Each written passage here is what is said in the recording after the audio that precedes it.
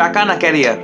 প্রশ্নটা হয়তো নেইমারের জন্যই একদম পারফেক্ট। বার্সেলোনায় তার যে ক্যারিয়ারটা ছিল সেই ক্যারিয়ারটা সে পিছনে ফেলে পিএসজিতে গেল ফুটবলের সবচেয়ে হাইস্ট ট্রান্সফার মূল্যে। পিএসজিতে যাওয়ার পরেই তার ক্যারিয়ারের আরেকটা ফেজ শুরু, যেখানে সে হয়তো অনেক টাকা কামিয়েছে, বাট ফুটবলে নেইমারের যে জায়গায় আসলে যাওয়া উচিত ছিল, কিংবা ক্রিস্টিয়ানো আর মেসির পরে এই জেনারেশনের তৃতীয় সেরা ফুটবলার হওয়ার পথে নেইমার যতদূর এগিয়েছিল সেই রাস্তাতেই হয়তো সবচেয়ে বেশি পিছিয়ে গেছে নেইমার। একটা প্রিন্স যে কখনো রাজা হইতে পারে নাই, নেইমারের জন্য এই লাইনটা কতটা বেদনাদায়ক, কিংবা তার ফ্যানদের জন্য নেইমারের এই অবস্থা দেখা। ফুটবলের সবচেয়ে কষ্টকর যে ব্যাপারগুলা তার মধ্যে হচ্ছে এইটা, যে তারা নেইমারের হাতে একটা ব্যালন ডিওর দেখে নাই, তারা নেইমারকে ওই পর্যায়ে যেতে দেখে নাই। স্টিল সবাই নেইমারকে যেভাবে আসলে চায়, ব্রাজিল ন্যাশনাল টিমে তাকে দেখতে চায়, ফুটবল মাঠে এখনো নেইমারের সেই গোল, নেইমারের অ্যাসিস্ট, নেইমারের শিল্প সবকিছুই তারা চায়।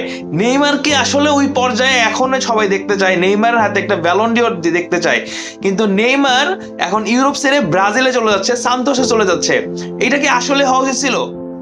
ইউরোপ ছেড়ে ব্রাজিল, সান্তোস, যেখান থেকে নেইমারের শুরু সেখানেই নেইমার চলে গেল। কিংবা ইউরোপ থেকে তো আসলে সান্তোসে চলে যাচ্ছে না, ইউরোপ তো নেইমার আরো আগেই ছাড়ছে। প্রায় 1.5 বছরের মতো হয়ে গেছে আল হিলালে এসে চলে গেছে সৌদি লিগে, যেখানে মাত্র 7টা ম্যাচ খেলছে, এর মধ্যে অনেক ম্যাচ শুরুই করে নাই। ইনজুরি, লম্বা গ্যাপ, নেইমারের যে ক্যারিয়ারটা ডাউনফল আসলে ওই বার্সেলোনা ছাড়ার পর থেকে শুরু হয়েছে। ব্রাজিলের হয়ে 2013 সালে সে জাস্ট একটা কনফেডারেশন কাপ জিতছে আর অলিম্পিকের গোল্ড। এছাড়া নেইমার কিন্তু ব্রাজিলের হয়ে একটা কোপা আমেরিকাও জিতে নাই। নেইমারের আসলে যেখানে যাওয়ার কথা ছিল, নেইমার কি আসলে সেখানে যেতে পারছে?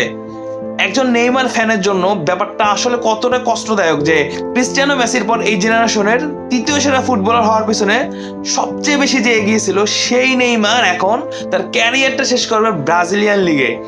মাত্র 32 বয়সে যে ব্রাজিলে ফিরে যাচ্ছে, এর আগে ইউরোপ ছাড়ছে প্রায় 1.5 বছর থেকে 2 বছর আগে। তো নেইমারের এই যে ক্যারিয়ার, পিএসজি ছাড়া, পিএসজি লাস্টের দিকে সে আসলে যতটা নিচে নামার কথা ফুটবল ক্যারিয়ারে, একটা চ্যাম্পিয়ন্স লিগও সে জিততে পারে নাই বার্সেলোনা ছাড়ার পর, ব্যালন ডিওর তো আরো দূরের কথা। তো নেইমার যেখানে আসলে তার যাওয়ার কথা ছিল, এই জেনারেশনের সবচেয়ে ট্যালেন্টেড ফুটবলার বলা যায় নেইমারকে, সেই নেইমারই আসলে যেভাবে আসলে ক্যারিয়ারটা শেষ করতেছে। আগামী বছর ব্রাজিল বিশ্বকাপ জিতবে কিনা, নেইমার সেখানে খেলবে কিনা, এটাও একটা বড় প্রশ্ন। অথচ যার হাতে আরো কয়েকটা চ্যাম্পিয়ন্স লিগ দেখার কথা ছিল, যার হাতে কয়েকটা ব্যালন ডিওর ওঠার কথা ছিল, সেই নেইমার মাত্র 32 বছর বয়সেই যেন তার ক্যারিয়ারটাই শেষ হয়ে গেল। নেইমার কি আসলেই পারবে একটা কামব্যাক দিতে, কিংবা ব্রাজিলকে সেই হেক্সা জেতাতে? সেইটা দেখার অপেক্ষায়। তবে আপাতত নেইমার ব্রাজিলে যাচ্ছে, এটাই হচ্ছে অফিসিয়াল।